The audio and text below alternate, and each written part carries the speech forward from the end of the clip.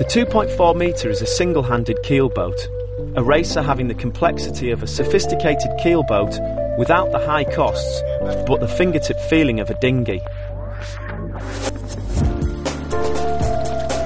The helmsperson sits facing forward with all controls within arm's reach.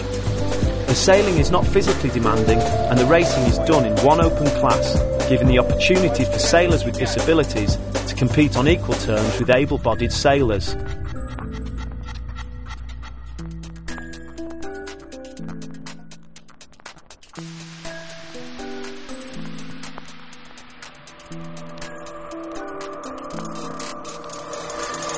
The 2.4 metre was selected as a single-handed class at the Paralympics in Sydney 2000 and has been the boat of choice for this Paralympic class ever since.